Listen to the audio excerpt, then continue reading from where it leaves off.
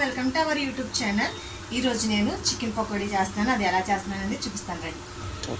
First chicken శుభ్రంగా కడిగి పెట్టుకోవాలి. నేను కొంచెం ఇది హాట్ బాక్స్లో వేస్తున్నాను, విశాలంగా ఉంటుంది అనేసి హాట్ బాక్స్లో వేసి కలుపుతున్నాను.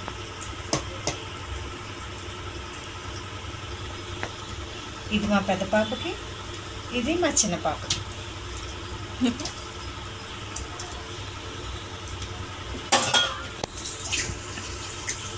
ఇందులో ఇప్పుడు కార్న్ఫ్లోర్, రైస్ ఫ్లోర్ అంటే వరిపిండి, ఇది కార్న్ఫ్లోర్, రైస్ ఫ్లోర్ 4 స్పూన్స్ వేసుకోవాలి.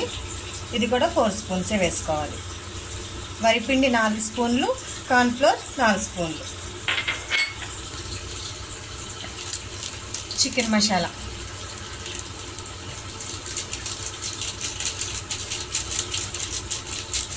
టూ స్పూన్స్ వేసుకోవాలి. చిన్న స్పూన్స్తో 2 స్పూన్స్, ఇది కరెక్ట్గా 2 స్పూన్స్ ఉంటుంది.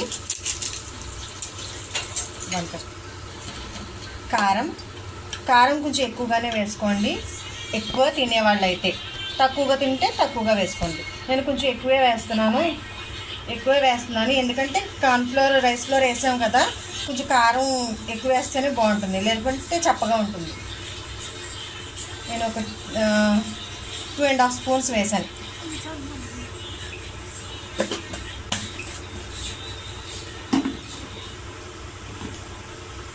తర్వాత పసుపు,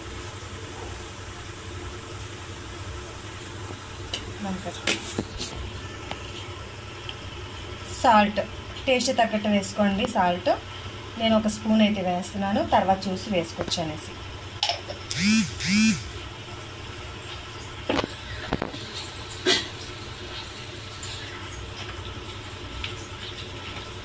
ఒక స్పూన్ ఆయిల్ వేసుకోవాలి. 1 స్పూన్, ఎక్కువగా వేసుకోకండి, 1 స్పూన్ ఉంటుంది. మీరు అనుకోవచ్చు 1 స్పూన్ అనేసి బాటిల్ పంపేసింది ఏంటా అనేసి. లేదండి, కరెక్ట్గా 1 స్పూనే పడుతుంది, నాకు లెక్క తెలుసు, అందుకే చెప్తున్నాను మీకు. అల్లం వెల్లుల్లి పేస్ట్ 1.5 స్పూన్స్ వేసుకోండి. చికెన్ నీసు వాసన ఎక్కువ ఉంటుంది కాబట్టి కొంచెం అల్లం వెల్లుల్లి పేస్ట్ 1.5 స్పూన్ వేసుకోండి, నీసు వాసన ఉండదు. ఇప్పుడు కలుపుకోవాలి బాగా. మసాలా అంతా ఈ ముక్కలకి పట్టేలా కలపాలి.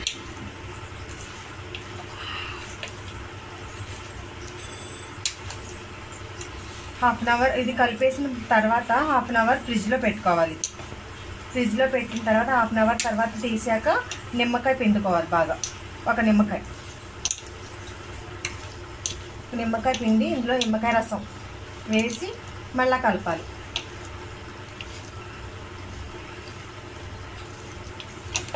ఇందులో నేను శనగపిండి ఏం వేయట్లేదు, 2 వేసాను. అదేంటంటే తెలుసు కదా మీకు, రైస్ ఫ్లోర్, కార్న్ఫ్లోర్ ఈ 2 వేసి చేస్తాను. ఎప్పుడు ఇలాగే చేస్తాను, గుడ్డు శనగపిండి లేకుండా.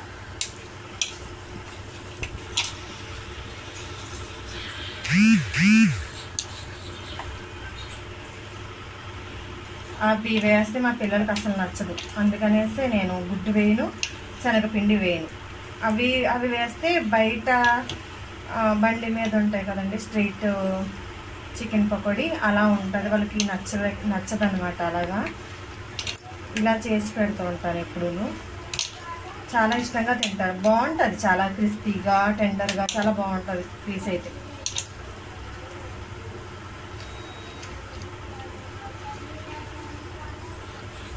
ఇలాగా బాగా కలిపేసుకున్నాం కదా, హాఫ్ అన్ అవర్ నేను ఫ్రిడ్జ్లో పెట్టేసుకుంటాను. ఆ తర్వాత తీసి మళ్ళీ నిమ్మకాయ రసం వేసుకుంటాను. 1 నిమ్మకాయ రసం వేసేసుకొని మళ్ళీ కలిపేసి అప్పుడు డీప్ ఫ్రై చేస్తాను. ఫ్రిడ్జ్లో నుంచి అయితే తీసానండి నిమ్మకాయ పూర్తిగా 1 వేస్తున్నాను నేను, 2 బద్దలు.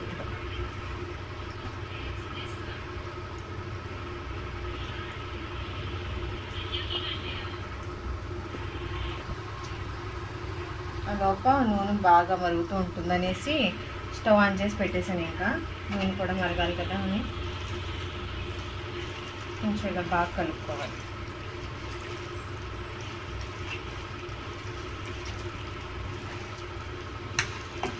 కారం సరిపోయింది కదా.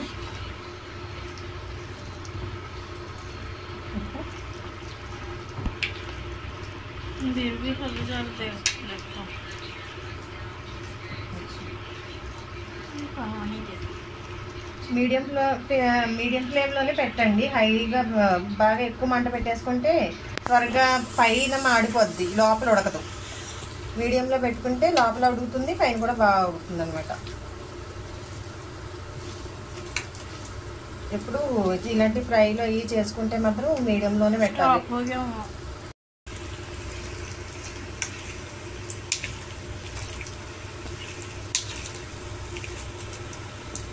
ఇలా బాగా కలిపేసుకోవాలి.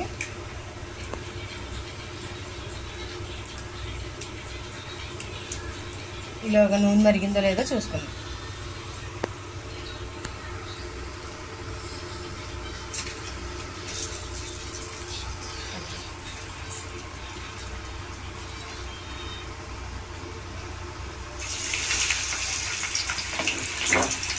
బాగుందా? టేస్ట్ ఎలా ఉంది? వీడియో నచ్చినట్లయితే చెప్పు దా. Thank for watching.